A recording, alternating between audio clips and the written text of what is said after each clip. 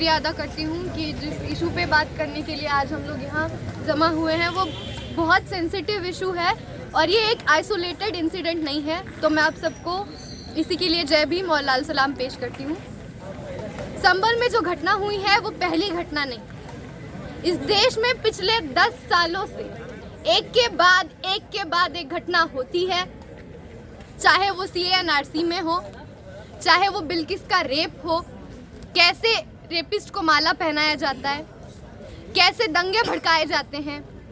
Election के 2 दिन पहले एक अपील की जाती है सर्वे के लिए, 2 दिन में वो पास भी हो जाती है और 1.5 घंटे बाद सुबह 7 बजे एक सर्वे होता है और उस सर्वे में जो लोग सर्वे करने आए थे वो एक हिंदुत्व के मॉब के साथ आके लोगों को उकसाते हैं, कम्युनल नारे लगाते हैं और जब लोग वहाँ पे विरोध करते हैं, प्रोटेस्ट करते हैं, जब सवाल करते हैं तब उन्हें मारा जाता है, पीटा जाता है। लोगों को मजबूर कर दिया जाता है कि वो हाथ में पत्थर उठाए और जब वो पत्थर उठाते हैं उन्हें गोलियों से भून दिया जाता है।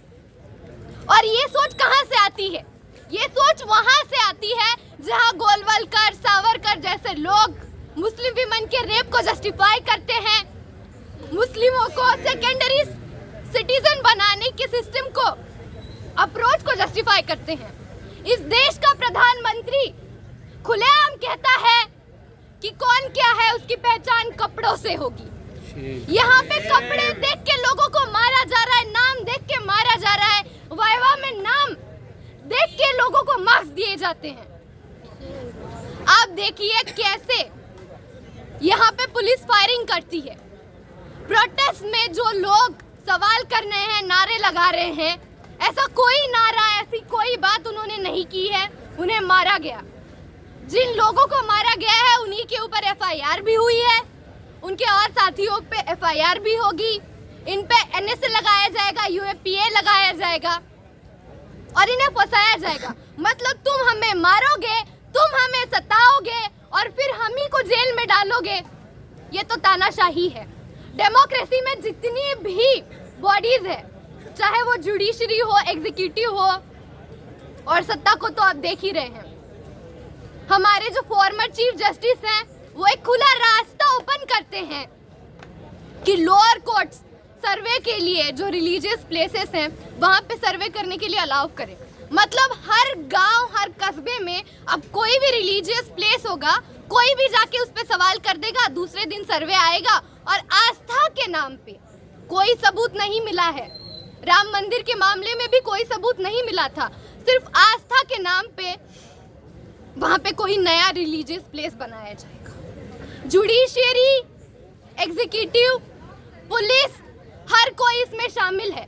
जिन्हें मारा गया है उनको आइडेंटिटी के बेस पे मारा गया और जिन्होंने मारा है वो कोई आम जनता नहीं थी, वो RSS के गुंडे तो हर जगह रहते ही है, वो पुलिस थी।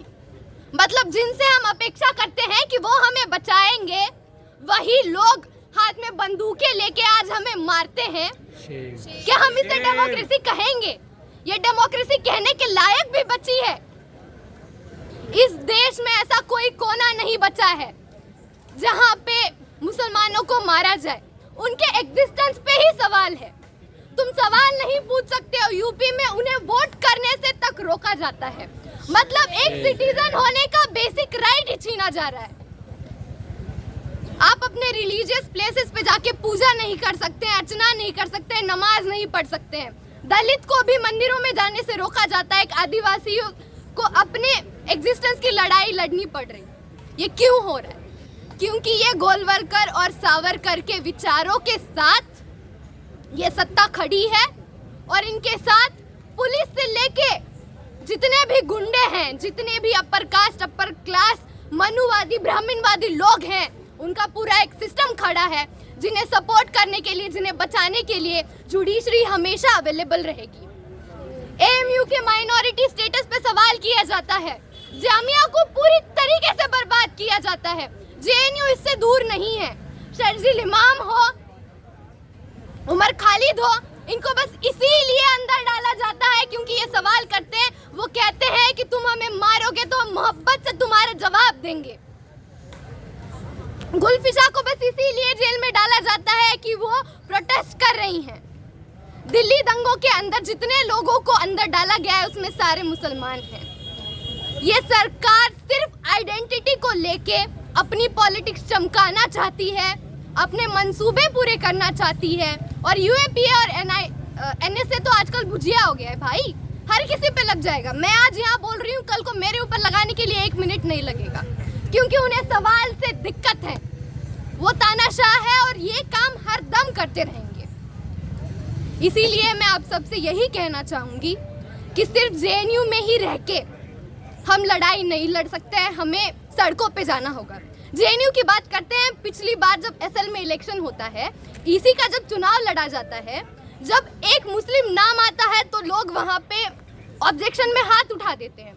उन्हें शक्ल नहीं देखी, उन्हें पता भी नहीं, सिर्फ नाम के ऊपर ऑब्जेक्शन उठाया जाता है। नजीब के इंसिडेंट को आप देखिए, एक हॉस्टल चुनाव जीतने के लिए इतना बड़ा चीज किया जाता है कि हमारा साथी आज हमारे साथ नहीं है, वो गायब है। शेम।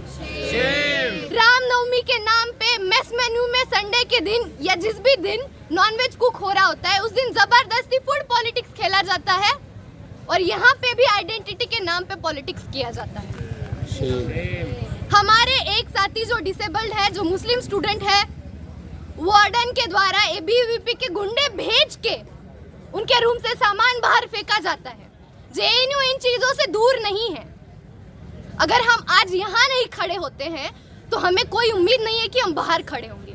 सबसे पहले यहाँ खड़े होना है और सिर्फ साबरमती पर प्रोटेस्ट करके कुछ नहीं होगा। जब तक हम सड़कों पे नहीं उतरेंगे, इस फासीवादी, मनुवादी, ब्राह्मणवादी, हिंदुत्ववादी सरकार को जब तक हम जवाब नहीं देंगे, जब तक हम उनके सामने डट के नहीं खड़े होंगे, हम किसी हल तक नहीं पहुंचेंगे। इसी के साथ मैं अपनी बात खत्म करती हूँ। इनकलाब जिंदाबाद। जय भीम।